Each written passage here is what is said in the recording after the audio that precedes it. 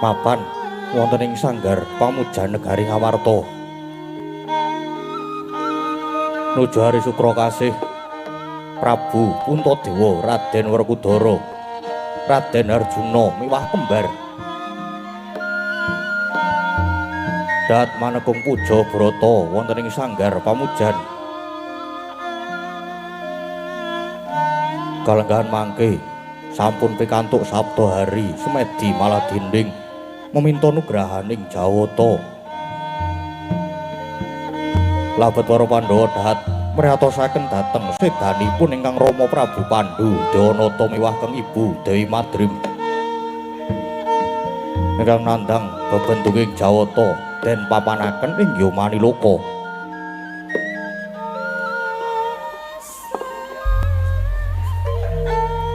Yakti kenceng tekate Sang Pandhu Tanaya tanedya jugar nggenira Sukung Brata Semedi Maladinding yen to durung antuk palimarmaning Jawata.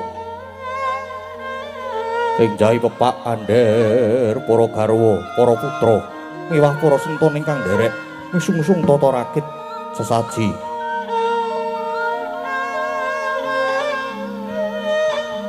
Rep tidem permanem tanana ingkang bening walang alisik gegodhongan tanebah ingkang kapiyarsa mung kidung para brahmana Wasupitri Sewa Sugata lan para nimpuna kang samya nyengkuyung subratane para Pandhawa.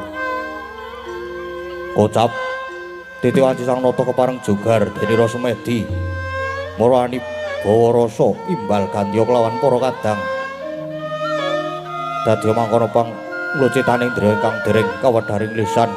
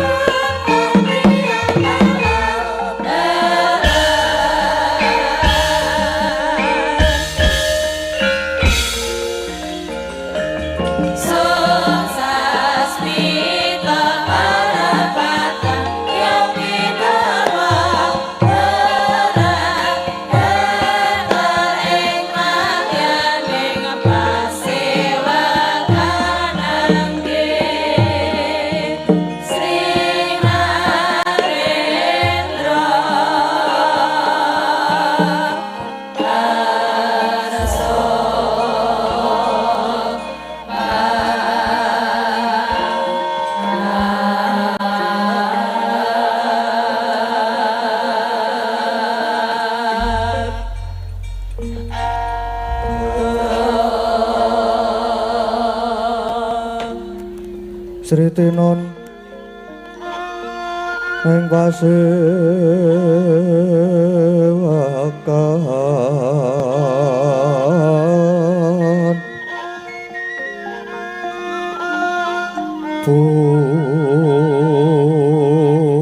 busana maneka arna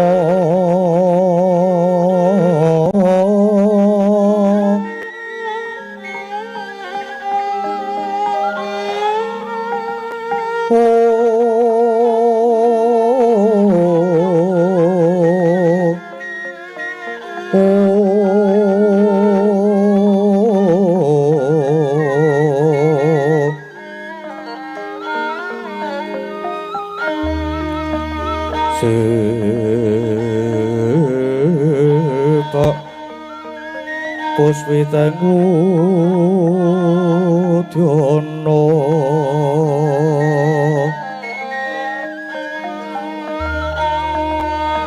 miyang panjrah sarara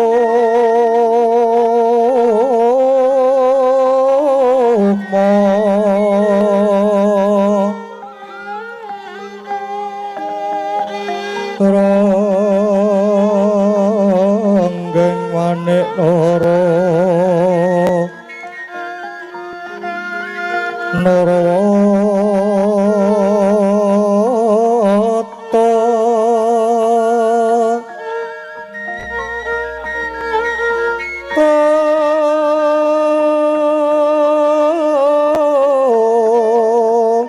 ana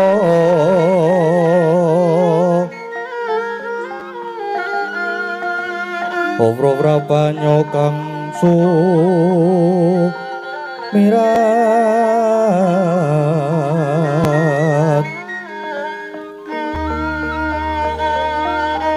penyaring tejo laliwarat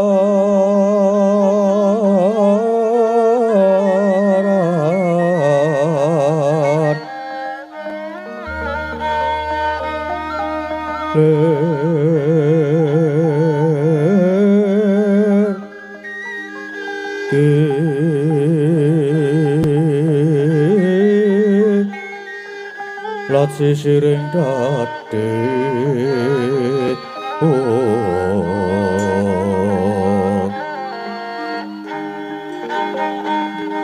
wimpo kekondom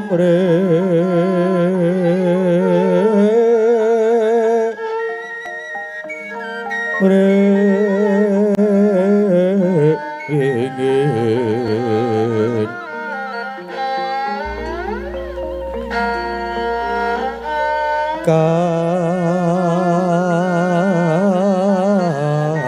katiuping samirana mondo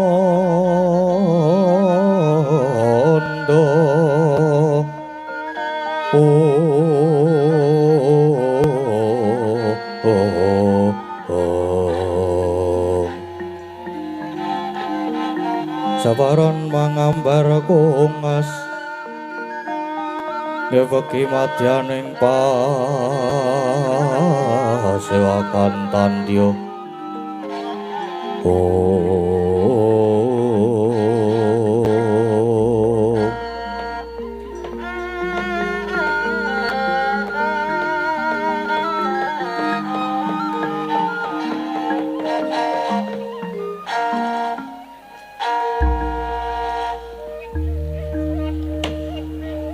kadangipun Kakang Nyai Werkudara Dimas Harjuna lan Yai Kembar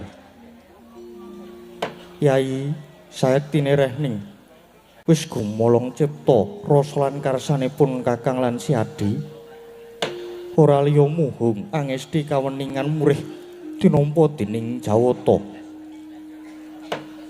pun Kakang lan Siadi mbudidaya supaya Kanjeng Rama Prabu Pandhu lan Ibu Madrim tumuli kantas naska pasiksaning Yomani Luka Yayi ora ketang seklimah pun Kakang mundhut panemune Siadi Sena Wah, Kunto Aji kakangku. Gegayuhan luhur sing kaya mengkono mau. Pantes sineng kuyung dening kabeh para sedulur. Mula dikepi wae.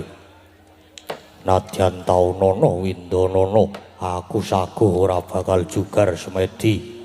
Lamun tapa ingkang dadi niat tuluse para Pandhawa mau durung diudaneni dening keparenging dewa. Koko Prabu, nadyan Arjuna ugi mekaten.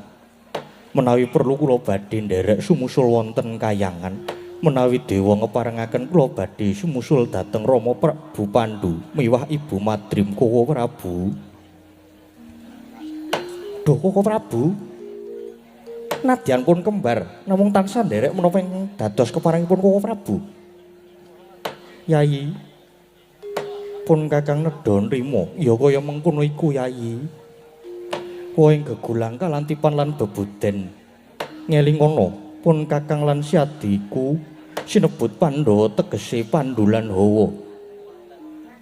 Persasat sarinane Kanjeng Rama ingkang jumeneng ana ing Ngamarta iki raga 5 wujude Puntadewa Werkudara Arjuna lan kembar dadi atmajaning Nalindra ingkang wus kawentar kawicaksanane lan pambegane. Mula Pandhawa kudu bisa dadi tepa palupi. Mula Yayi, aja lali welingipun Kakang, mungguh wong urip ana ing alam padhang iku mung kudu tansah ngegungake marang bebuden. Krana bebuden iku dadi tirta adi ingkang bisa nyirep marang kasangsaraning panguripan. Bebuden iku kaya dene andha kencana ingkang nyantosani mancat marang kasuwargan. Bebuden iku dadi pawitane titah jumangkah marang jagating kalanggengan lan uga kanthi bebuden iku dadi bebeteng ingkang kukuh pengkuh ingkang tembene bakal mbabar sukatresna marang sapepadaning urip. Merga saka bebuden iku dadi wit gedhe kang rembuyung bakal bisa awoh daya kawibawan. Mula kang suka iku Yayi, Rening Siadi wis manteng lan tunggal tekadmu marang pun Kakang, aja nganti kendhat meminta marang panguasane kang akarya jagat. Muga-muga Kanjeng Rama lan Kanjeng Ibu tumuli diapura sakabehing dosa kaluputane lan kapapanake ing swarga langgeng. Yayi, Yayi. Sigra-sigra yen permana kanca, sigra ngraketa nawang sesangka.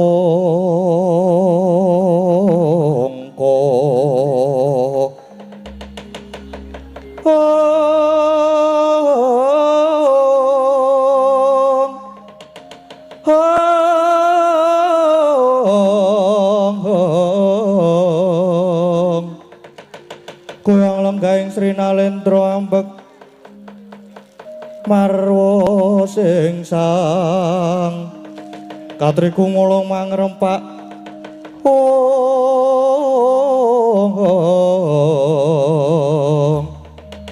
katriku ngulung mangrempak ing wadya kurada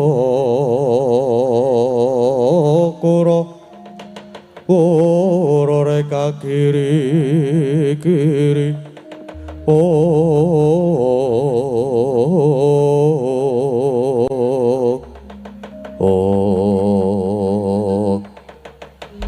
mangkono para Pandhawa wis gumolong ing tekad manunggaling sedya denira badhe nyuwargaken ingkang Rama Prabu Pandhu Dewanata miwah ingkang Ibu Madrim pramila rasa nglajenaken mangsah semedi nanging carita bebasan anglenggahe kanyut pinangka wardu kanyut wong angganten pinangka wardu ngakecoh nginango durung abang ida dering manjing pertolo dadak sakala praptaning jawata ing suduk pangudal-udal nanging Sang Hyang Bathara Narada humyang marcapada merpaki unjaning para Pandhawa dadosaken kagiyating kalih para Pandhawa.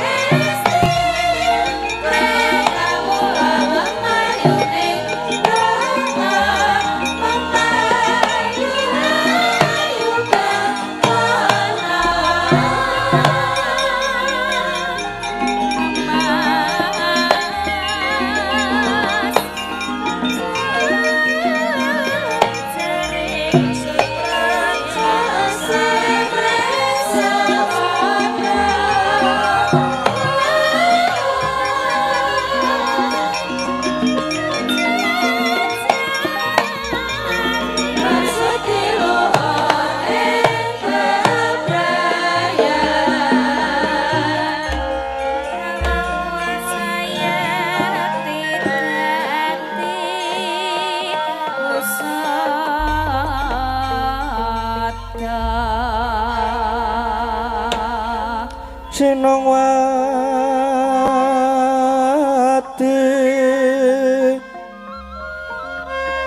Sinongwati jagat kinari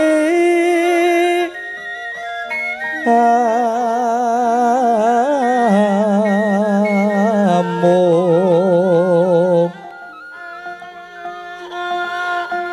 Mbak lumembak ombak ing samudra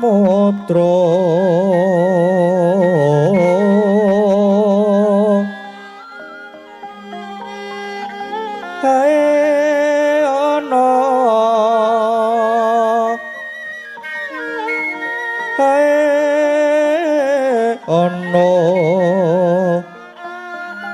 bale lumut ambek gamgem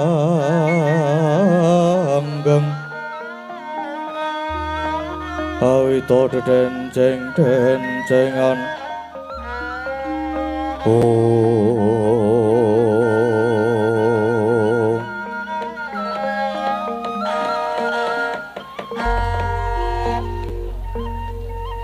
Duh pukulun jimat pepunden kula sarawuh paduka ingkang wayah pun punta ngaturaken sumengkeming pangabekti mugi kunjuk wonten ngarsa paduka Hyang Adi pukulun Perkencang warudaya Pak Pong Bu bola kali cuti sapa sing gawe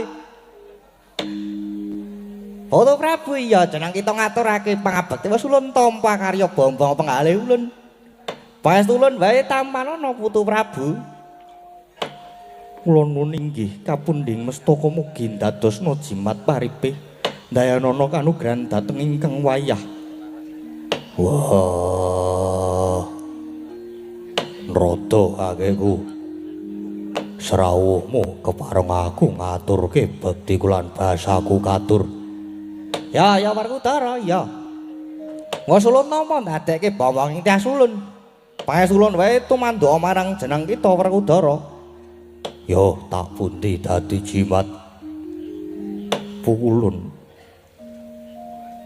ingkang wayah Arjuna ngaturaken sembah duh pukulun kepareng lajeng cumadung dawuh wonten wigatos ing karsa ingkang kados pundi menawi tetela badhe paring pidana anggenipun badhe mbancut dhateng ingkang wayah pun punta kula mboten badhe suwaling kayun pukulun kita aja kadok ati kejeron penapa kula nuwun marca padha lan jujukna sanggar pamujan negara Ngamarta iki mboya nedya paring pidana nanging persajan wae ulun mundi dawuhe Adi Pramesti Bathara Guru dene sing dadi surasane ulun supaya nimbali marang jeneng kita Kaki Puntadewa supaya munggah ning Kayangan Suralaya ya ing Kayangan Jonggreng Saloka bareng marang laku ulun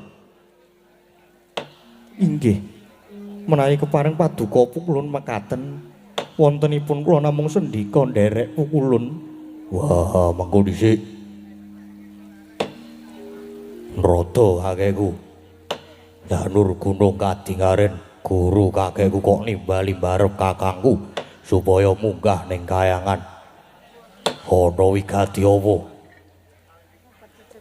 wah ulun iki umamane medharake wigatine ora wurung iki mengko dadi perkara nanging ora ulun medharake kok nyatane kedadane kaya mengkono Werkudara ulun iki ya mung didhawuhi supaya nimbali kakangmu Puntadewa rasah dadajiku perkewu wah mara gage Wedarna yen Punta Aji kakangku arep ditimbali ning Kayangan umpamane arep diparingi bebungah banjur lelaban apa ingkang nate didin menapa dawuh wah dewa dikongkon nimbali titah kok ora genah perkarane ora ngerti wigatine monggo kowe mau kandha nek diodarke bakal dadi perkara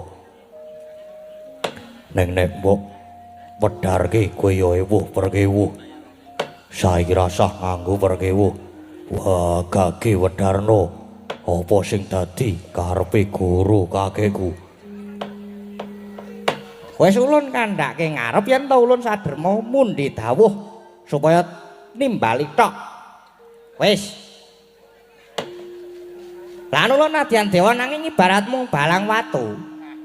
Disawatke ngalor ya ngalor kon ngidul ya ngidul. Wah, yen ngono ora ana bedane dewa karo watu. Kowe dikongkon karo guru kakekku kon nimbali mbarep Punta Aji kakangku. Nek nganti ora cetha perkarane. Wah, aja takon dosa. Wah. Ah, urung-urung iki wis. Urung-urung malah wis ngacem karo dewa ya, ya. Ngene ya Werkudara. Satemene ulun ngerti marang kersane adik guru. Nanging ulun mboyaken nomblakake marang jeneng kita. Monggo perkarane lan wigatine mboyaken diwedharke ana kene. Merga mengko adik guru dhewe ingkang bakal medharke. Wedharno saiki ning kene. Wah, perlune ben kabeh do ngerti. Wah, iki bocah apa ya iki? Rambukan kok ngoyak wae ya wis ngene persajan wae, persajan. Kaki Punta Dewa ditimbali ya merga saka dosa kaluputan ingkang sinandang.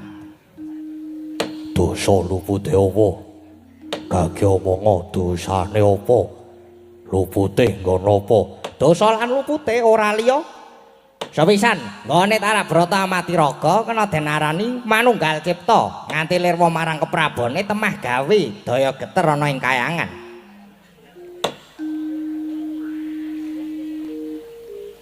Banjur nganti gawe menceng potogalogal. Kawah umup mawalian kaping pindho Dasura Patrapesi Punta Dewa mergawani mapaki derajate tataraning para dewa kuwi Werkudara. Wah, buktine apa? Gage buktine apa? Wah iki waduh wajan. Bocah kok tekon ngoyak terus ki wah lah iki ajur.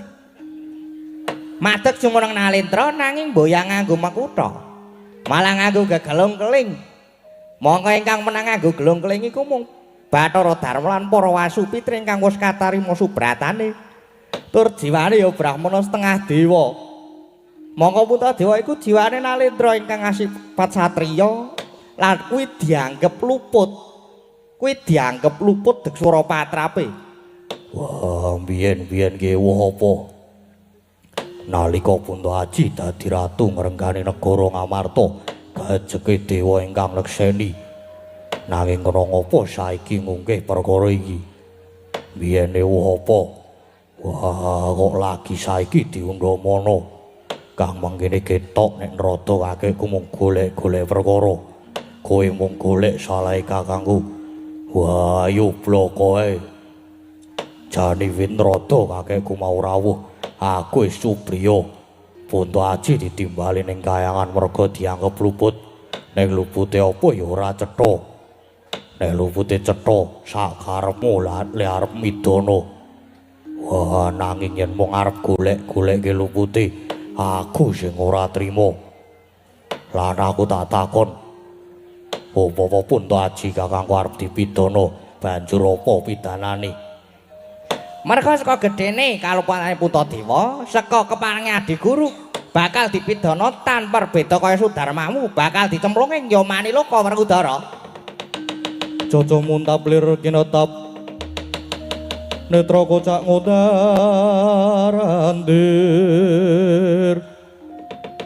hidup nyawa ngolo cokro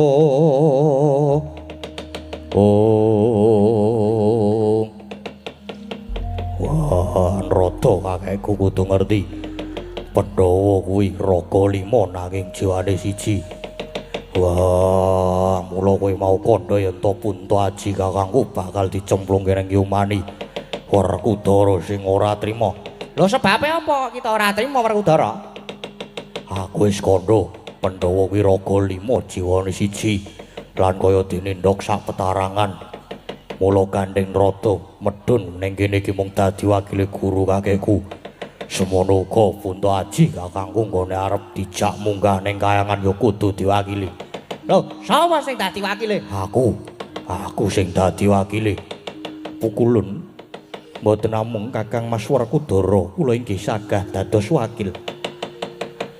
Kula inggih sagah dados wakil Pukulun. Wah, lah iki perkencang Warodaya. Sing arep nampa paukuman ki Puntadewa. Lah kok malah kita bocah papat sing arep makili. Nek oleh ya wong papat sing mangkat. Nek ora oleh diwakili malah sisan Pandhawa 5 ora munggah ning kayangan. Werkudara gandeng sing nandhang keluputan iki pun Kakang. Mula aku wae sing suwanana ing kayangan. Rasa. Wah, iki perkarane ora cetha. Tegese dewa mung arep golek-golek perkara. Mula rada kakekku oleh ora oleh. Pandhawa papat ingkang kudu munggah ning kayangan makili Punta Aji kakangku. Ah, piye, Bu? Putu Prabu Punta. Inggih. Yen mekaten kula sumanggahaken Pukulun. Ya wis. Yen ngono Pandhawa papat ya kadang-kadang kita ulun kanthi munggah ning kayangan. Dadi wakil kita babar pisan ulun minta pamit ya, Ger. Nedya makayangan meneh nganti kadang kita papat. Inggih Pukulun. Sembah kula miring jengkar paduka. Ya, Werkudara gek pamit. Wah, yo. Wah, Punta Aji kakangku aku njaluk pamit. Munggah ning kayangan dadi wakilmu. Ya Di. Surti tingati-ati aja ninggal dogolan prayoga Koko Prabu. Kula nyuwun pamit. Kula inggih nyuwun pamit Koko Prabu. Kula inggih nyuwun pamit Koko Prabu. Adikku sing padha praitna ngati-ati ya, Di.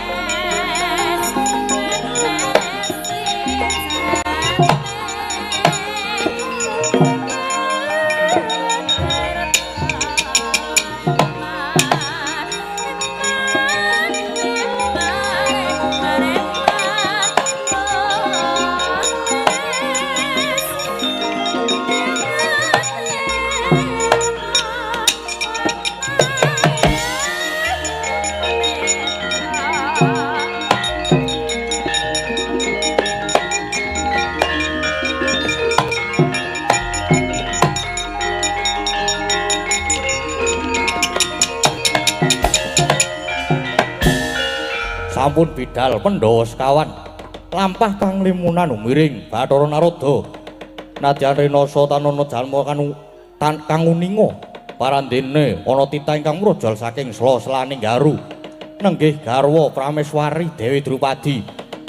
Sawetawis Sang Dewi Drupadi nadyan lamat-lamat mireng pirembaganing para Pandhawa. Bilih sedya den banjur dewa mila Sang Dewi sigra manjing sanggar pelanggatan. Ngrungkepi pepadaning Sang Nata sarwi nangis sesengguhan kaulas arsa kanggo taruna.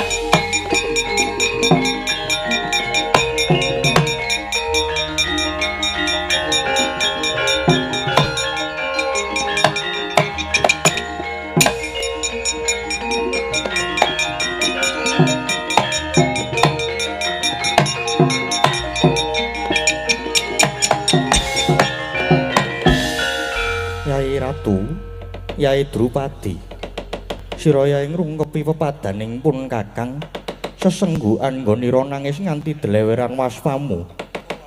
Kena ngopo? Solah selagamu semureng apa kleru tumindakipun Kakang? Mara gage matura ana apa Yai Ratu? Sinuwun. Estunipun paduka menika narendra ingkang titing pamawas luhur bebudenipun nanging menapa paduka boten inget menawi kalungguhan kawibawan paduka menika inggih Awit saking setya bekti miwah panyengkuyungipun para kadang paduka Pandhawa. Sinuwun kasetyanipun kadang paduka ngantepi jiwa kasatriyanipun ngantos ing mangke lila legawa pinanjut ing dewa. Pinangka korban kaluhuran paduka anggenipun tansah ngeman dhateng sederek sepuh. Lajeng menapa pedahipun paduka Nyakrawati mbau dendha menawi boten tinenggan dening para kadang Pandhawa. Ateges anggen paduka ngenyam kamukten tuwin nglenggahi kawibawan menika ancik-ancik dhateng kasangsaraning kadang sinuwun.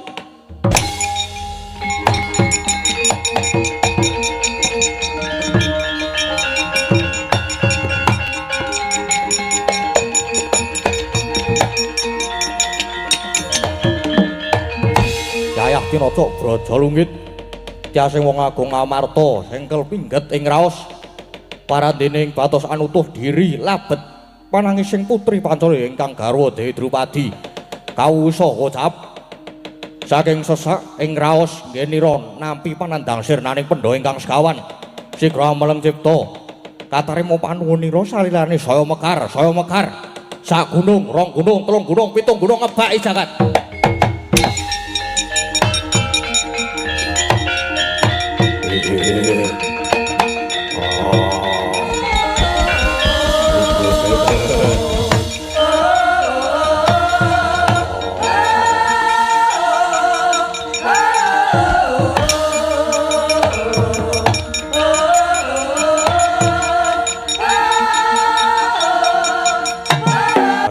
Tentrem Drupadi kowe manggono ning waduk ayo tajak munggah ning kayangan. Oh dewa-dewa ora wali dulur-dulurku kayangan tak uprak-abrik.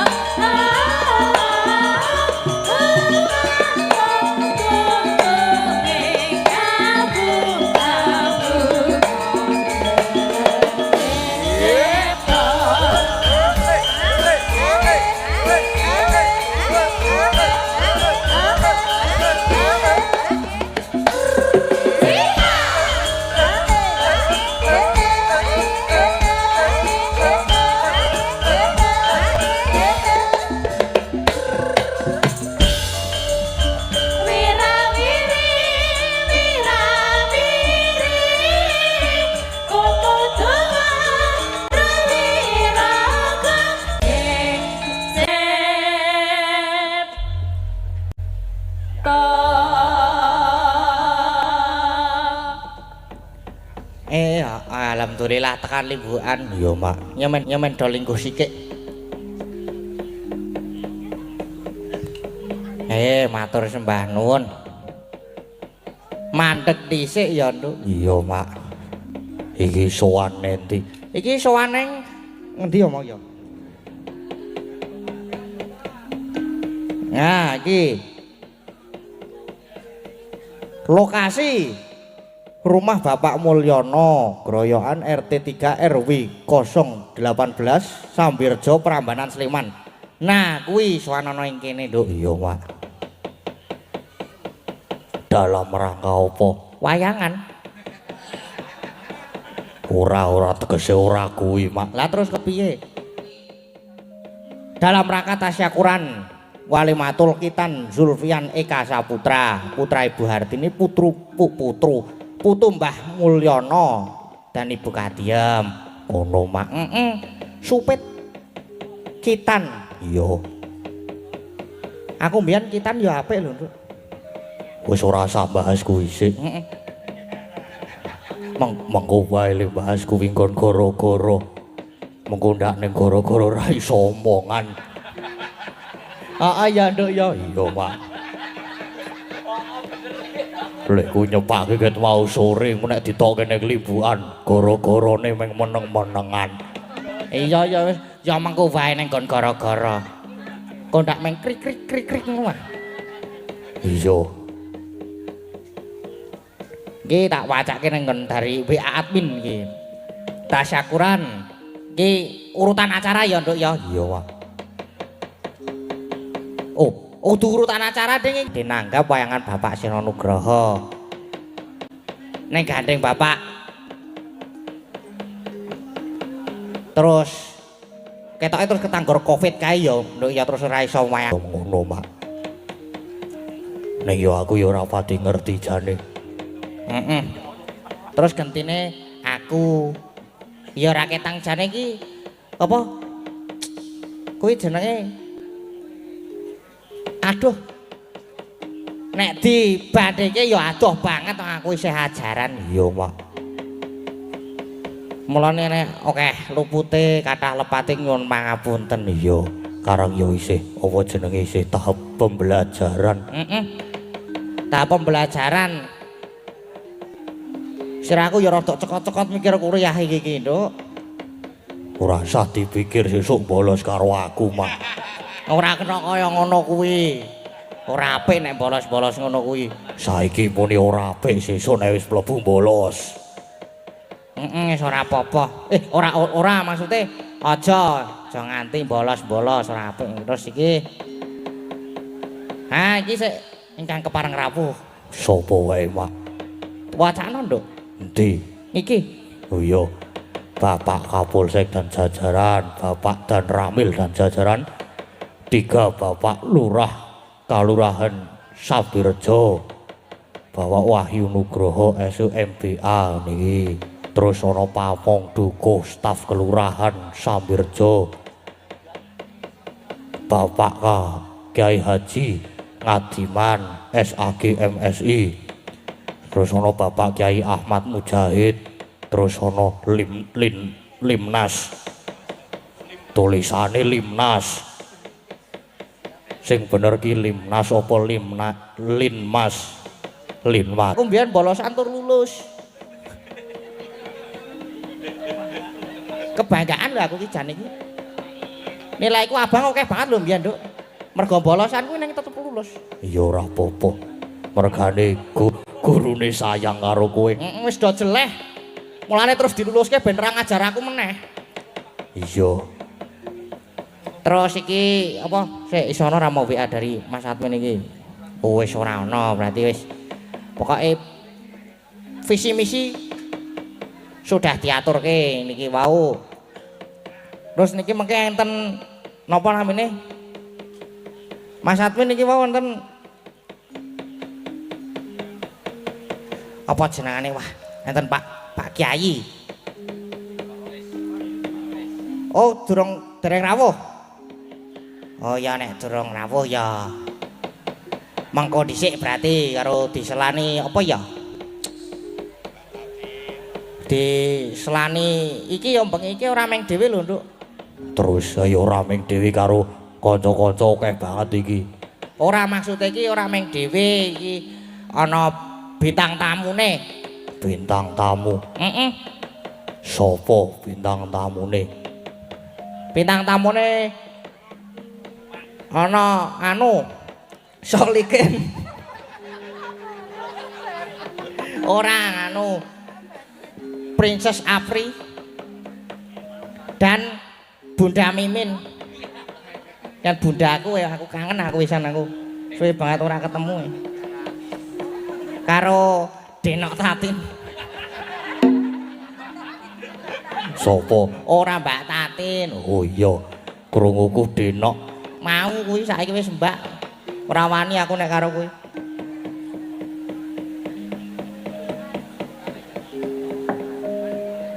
Bintange tamu teko terus udan ya, Nduk. Iya, kuwi mergo perbawane Denok Tatin. Ora ya, dijumenengke. Dikon ngadeg. Masa ya duduk-duduk. Mengko sik nganu princess urung tak kon ngadeg kok wis ngadeg dhisik. Ku pindah nggon, ndak ketrocoan. Nggih monggo di sepoti kanca-kanca pados jumeneng riyen Mbak Mimin dan Mbak Apri dan Mbak Tatin. Monggo kanca-kanca nderek sepote.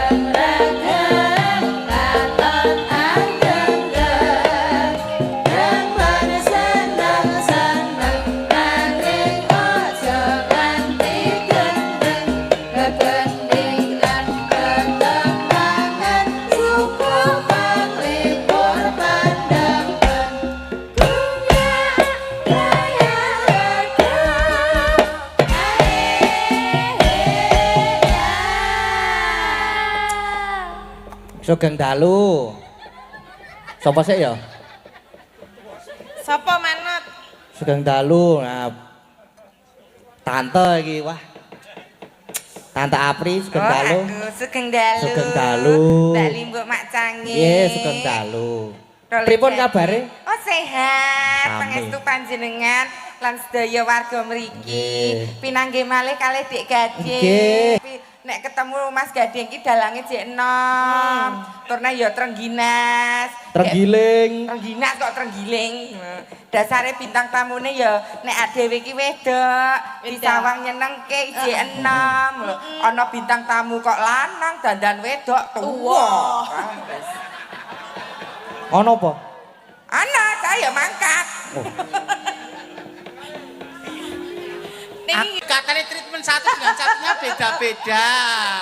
Lih, goblokmu ya iki lho. Lah ngapa aku gak ngerti kok. Iki ketoke iki kena penrungan Satpol PP. Loh, ngene lho Mas, iki bukan KDRT atau apapun. Semua wanita punya cara atau treatment sendiri terhadap untuk melindungi bentengi dirinya.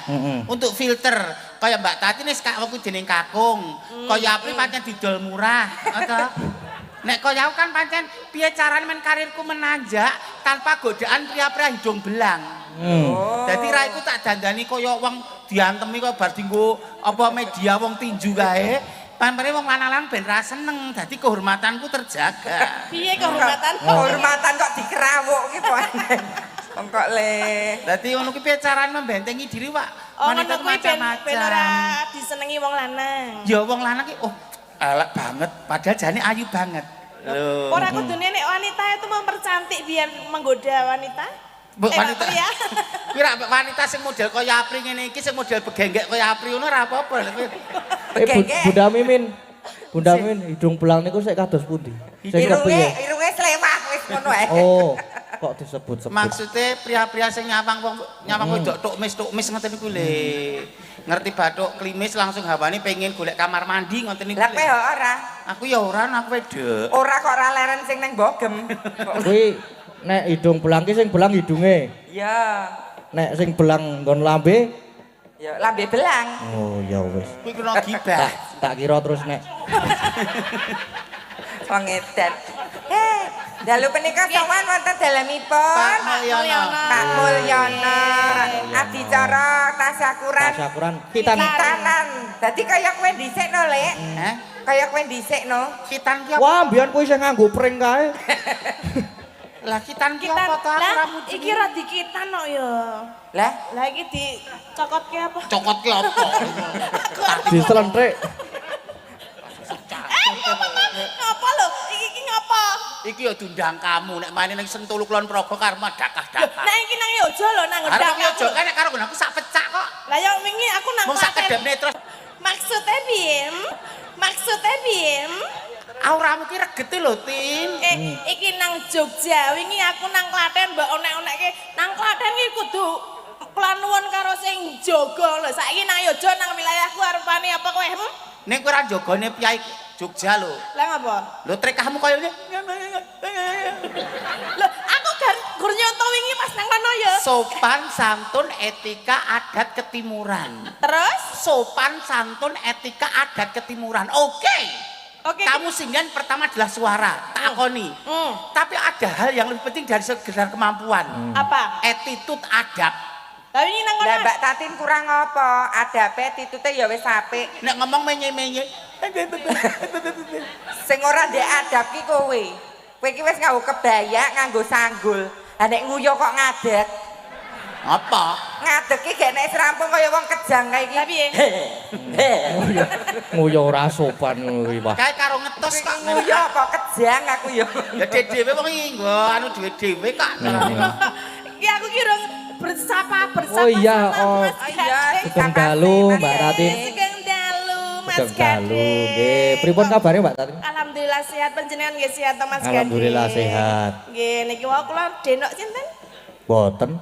Lah kok mboten? Ora. Lah piye sida denok apa ora? Ora sida. Lah sidane? Ora sida. Sidane apa? Mbah, Bah. Oh, alah pasane buyut. ya ora bapakne ra anake padha wae le. lah mau lek kumuni denok ki lek pas Mbak Tatin ngematke kono dadi saka mburi iki wah denok ngono e. Nek saka ngarep. Ra sida, Mbah, saka ngarep. Nek saka ngarep melenok. Iki piye kok delehke Ya kono? multifungsi kok. Lah, Kok kowe nek pengen ya diseselke kono. Seselke kok kepinginan. ora sedeng. Nek ngono aku ora iso ya ngono. Kowe kok ya Ndongake sing disupitke nek kowe mudeng. ndongake. Saka sapa? Cilik. Kersane. Saka Kak Apri. Ya, apa? Apri sik. Ngono. Alah, ndongake kagem adhi ingkang dipun supetaken. Supetaken. Mugi dadosa putra ingkang soleh. Amin. Migunani tumrap bangsa negara tuwin agaminipun. Amin. Saged taruna ngungkuli bapa. Amin. Dongane Mbak Tatin kados pundi? Nggih, mugi-mugi dados putra ingkang bejo donya akhirate. Amin. Migunani tumrap wong tuane negara dan apa masyarakat yang ada di sini semuanya. Iya. No. Dongamu piye, Kong? Kong gundulmu melocot kowe. Omonganmu lho nandes ket mau. Lah kowe nek nang omah karo putumu diceluk piye? Neng omah. Ini sedang meniti karir aku ki. Nek karir kowe menanjak terus jeluk. Lah kowe dandani piye-piye ya tetep ketok lanang. Mundur. Ay, mundur. Apik dulu berkelas. Grade-nya masih di bawah. Terus J. Mugi-mugi tole ingkang pun kitanaken sampun sampun dari masa anak-anak menuju remaja. Nggih. Diarani akhir balik atau kamu sudah mempunyai tanggung jawab. Nek wingi pomong ibadah ki mung melu-melu, saiki kamu harus tanggung jawab. Nek wingi sinau dadak dipecut, dadak dikandani, saiki wis kudu duwe krentek dhewe. Jadi apa sudah mempunyai tanggung jawab moral ngibadah ya rasa dak diselentik rasa dhewe wis utamane. Serawung sopan santun etika kedah ngoten. Contoh budhe mimin menika lho. Bude Mbok De. Budene wis ra jelas kahanane kok kon dicontoh. Penting bejo donya bejo akhirat sukses ke depannya. Amin. Dongane sing becik pokoknya. Salaman Bunda Oh, Selek oh, lah tak pengestoni ya, Lek. Nek golek pacar sing hati-hati. Lho, nek ayo kene nyengkok sing kaya Budhe. Ndek Amoh. Patrape ki lho ora kudu rupane. Rupane ngungkuli aku ora masalah. Wong saiki wong ayuhe diselep wong elek diselep dadi ayu iso. Wong ireng disuntik putih kaya Tatin kuwi rasane janges gitu. Kok aku terus saiki. Aku ki Apa ya aku terima kowe, Mbak? aku ora bakal ya. Kulitmu ndak delok. Kok sik to, kok sik kok ket jaman bapakku do mungsuhan iki jane ana apa to iki? Iki lagi arep perbandingan kulit iki lho. Iki perbandingan yo lho. Antara- Aku iki sing putih, suntik putih sing iki. Nek iki apa iki? Iki tukang ngarit. Kok iki piye kok. Kita kayak eksotis kok. Tak biyen piye? Ya kulit aku pesene mang gawe kulit kula ngedop aku. Kulit kok ngedap. Tak kira kowe iki nggo jaket kulit bae kulit. Wasya. Ya sinambi tetembangan. Menghibur nggih. Menghibur. Mbok pilih wonten pamundutan napa? Niki Mas enten Gading? niki untuk Mbak Tatin niki. Untuk Mbak Tati. Nggih, niki Lunggah mangan. Mbak Tatin. Met. Kok piye kok lingguh Kok lungguh iki kepiye? Lah iki mesti kan nggo Mbak Tatin kan sing gampang-gampang, sing angel ya aku Wah, engko iya. to. Oh, alah. Wis mudhun kemampuane para pemirsa ki. Semen kono ki sinden wingi tekno ae. Lho mesti sing gampang-gampang. Sing gampang-gampang. Sik. Ngapa melu-melu? Apa melu? Nggih menika sugeng dalu Mas Gading. Sugeng dalu. Kula nyuwun lelagon ninggal katresnan kalian lali janjine ingkang nyekar Mbak Tatin. Mbak Tati nyekar sinten? Lek min. Dia mendalik kok. Nyekari iki karepe iki nembange. Karo Mbak Imin. Saking kula Pak Wagimin RT 05 Nglengkong. Ngelengkong. Nggih, matur nuwun Pak Wagimin menika nyuwun ninggal katresnan kalian. Paring bebingah pinten Mbak Nggih Tati. menika sampun paring bebingah 700.000. Wis engko mbangane dimusuh karo kono. Heeh. Nya iki nggo kowe saka Mbak Tatin. Niki Bunda Mimin wis ana dhewe. Walah. Iki mau sing jarene sing gampang-gampang atau sing nom iki sing rada angel. Kae kono. Aku ora milik barang kang melok kan dijatah aku ora gage-gage. Ning nek tak dumi gelem. Ora moto duwiten. Engko separo ding ya, Lek. Ngono. Ora gelem. Niki Bunda Amit sih. Aduh. Ayo Bundase. Wes kuwi. Kawus kowe. Kowe mau muni njaluk sing angel-angel. Iya kan. Nek sing tuwa iki cen angel kok. Iki tulisane piye to, Mas? Nganggo kacamata. Nggo kacamata jaran. Ya maklum gandeng wis tuwa ki mripate trakom dadi rada. Dedek Mimin saking Klaten. Ora neng Dedek, Pak D kok Dedek. Dek ana dene iki Pak D to. Dek. Nyuwun gendeng Gendeng. Kok gendeng? podang kuning dalah gubuk asmara ingkang nyekar Tatin. Oh. Piye iki jare dinggo Mbak Imin. Dane golek men. Piye lho? Mas Gading, jarene dinggo iki Mbah Imin kok dadi Nggih. Niki Pandi sapa? Ketoke Tatin iki bareng dukun. Lah ngopo? Lah Ora apa? mungkin iso aurane mlebu kono kabeh, mesti kesedot kon aku. Ora mungkin nek sak baene nek gur wong lawaran. Wis digawe. Sinden jagatan mantasane Widyawati kok jeneng Tatin. Ya kowe ki aja meri. Titan ana kowe tin aku ora ndisiki ya. Kowe aja bersekutu dengan setan. Lah ngopo? Aku ki ora bersekutu. Pak Jupat 5 panter. Larisku ora bakal kurangi larismu.